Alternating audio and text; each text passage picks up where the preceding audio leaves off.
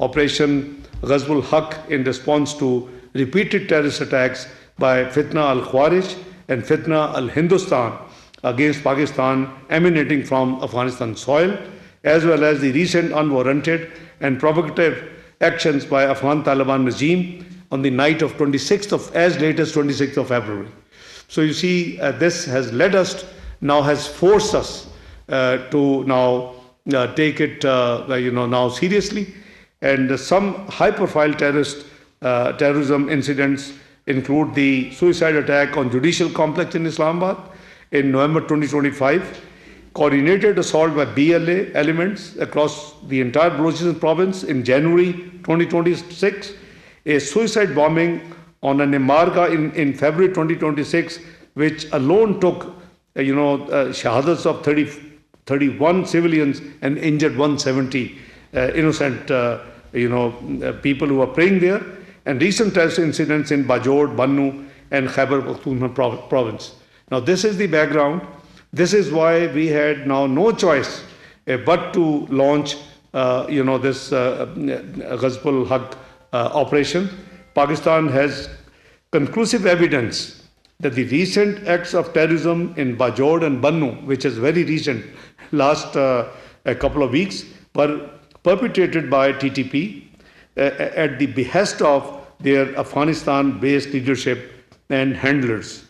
Responsibility for these attacks was claimed by the TTP already and their affiliates, as well as ISKP.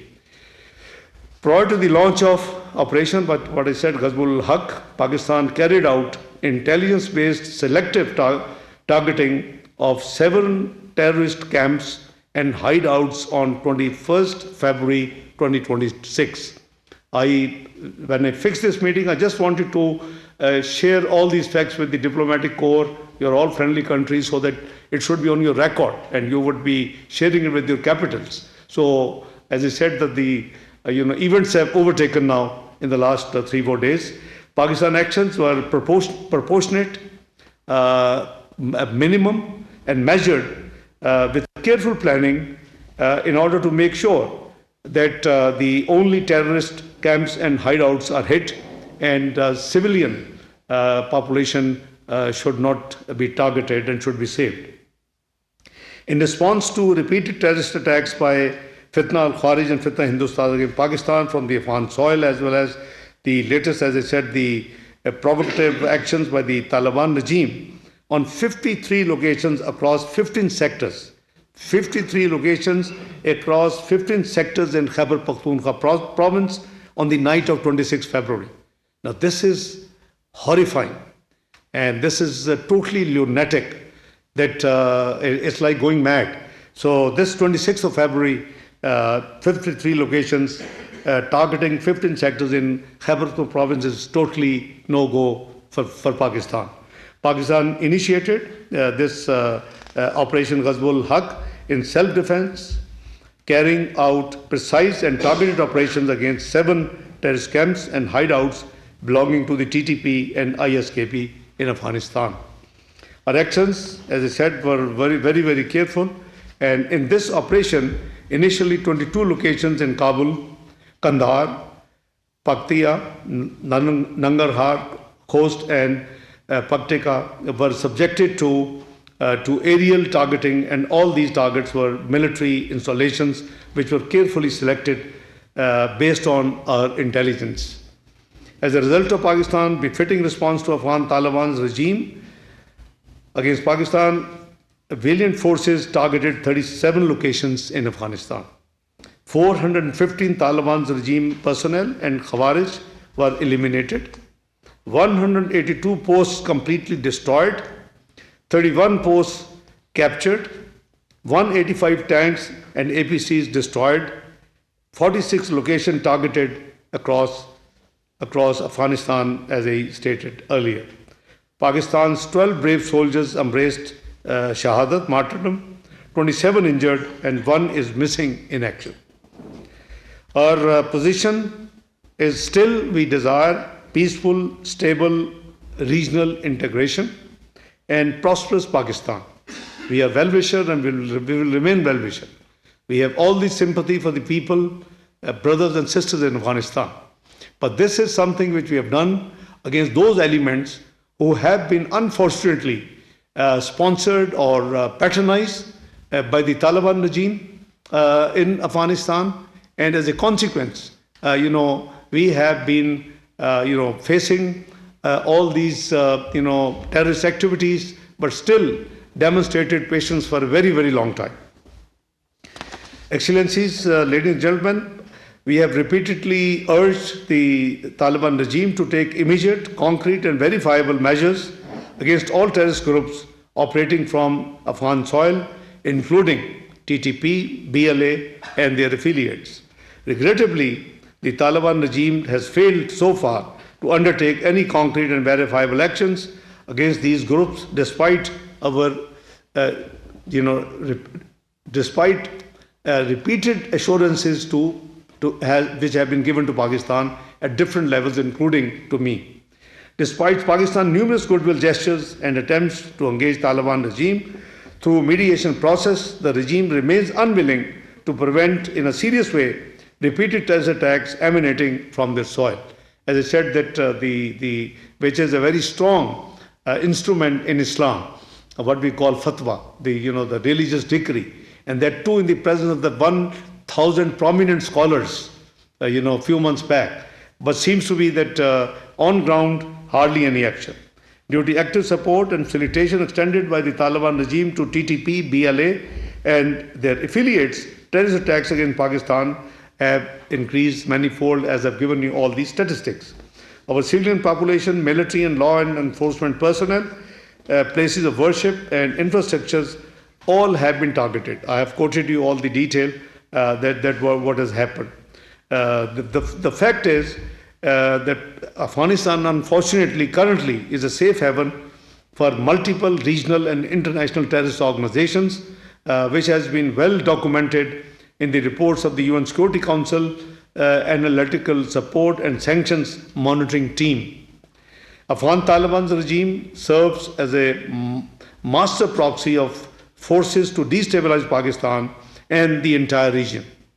Terrorist organizations such as Fitna al-Khawarij, Fitna al-Hindustan and others work in close coordination and under patronage of the Taliban regime. It is also a well-established fact that TTP, whose entire leadership is based in Afghanistan, continues to operate with impunity from their soil, and they have yet not been kicked out from their country. Pakistan expects the international community to condemn the expanding terrorist threat which is emanating from Afghanistan and which is destabilizing activities in the entire region. We hope that the international community will play a constructive role by urging Afghan Taliban regime to uphold its commitment under the Doha Agreement not to allow its soil to be used in practice by terrorist organizations against the regional countries and the neighboring countries.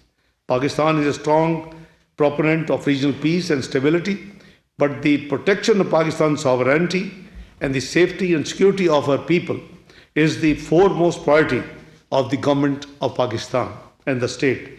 Pakistan reserves the right to take all appropriate actions in its self-defense and to protect its citizens in accordance with the international law, including the UN Charter. So I'm extremely grateful that you have the inconvenience of adjournment of the yesterday sitting, and thank you for making it today.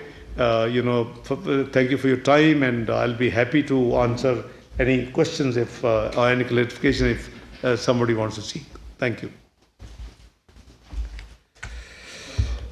You very eloquently spoke about the need for diplomacy and restraint, the conflict in the West, in the Middle East, Iran and so forth. Wouldn't that suggest that the negotiation with respect to what is going on with your other neighbor? Sure. Well, first of all, we have the whole idea. We would have actually met 3-4 days ago because of my unavoidable participation in the OIC, and that again was for for the cause of peace in the Middle East. I had to go. So that's why. So first of all these actions, as I said, they have been great restraint, in a very measured way, and at reaching a point where no more space was available to remain totally quiet and keep taking whatever is coming on our side. So we had to exercise, the actions we have taken, but we are still, frankly speaking, as I said, that we have the capability and capacity to deal with it in a massive manner. But we respect, the dialogue and diplomacy route. We gave it a chance. I won't walk you through to Qatar Ambassador, His Excellency is here, that the fanatic calls I had in October when they did all this massive, terrorist activities in Pakistan. We were ready to actually go ahead and then, put it, in a right, respond in a right manner. But we were requested by friendly countries that please give it the dialogue and diplomacy, as you are saying now. We give a chance, and you saw what happened in Doha. Yeah, despite their best efforts, the problem was that there were two nexus of power.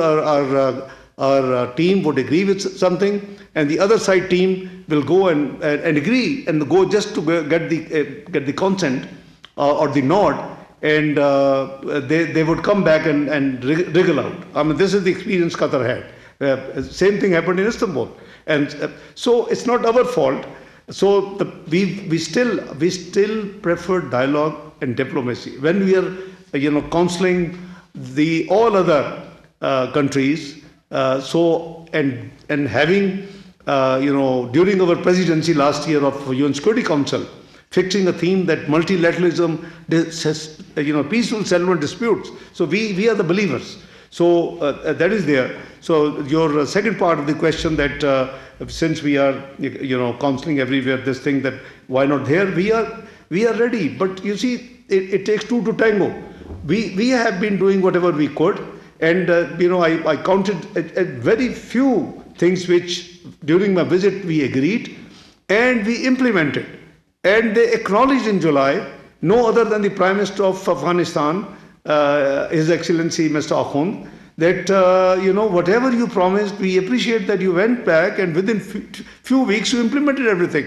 It has the trade facilities, it has the economic actions, it has the political matters, it has every subject under the refugees. So we agreed everything and we implemented. So that's best you can. But unfortunately, as I said, it takes two to tango, and they never ended. And this responsibility they have to discharge if you have to come back to a peaceful neighbor. Otherwise, we have exercised a lot of patience, and this decision has been taken as a last resort. After exercising due patience, exercising complete restraint, so we are believer absolutely that we should go through the diplomacy dialogue route. Thank you so much for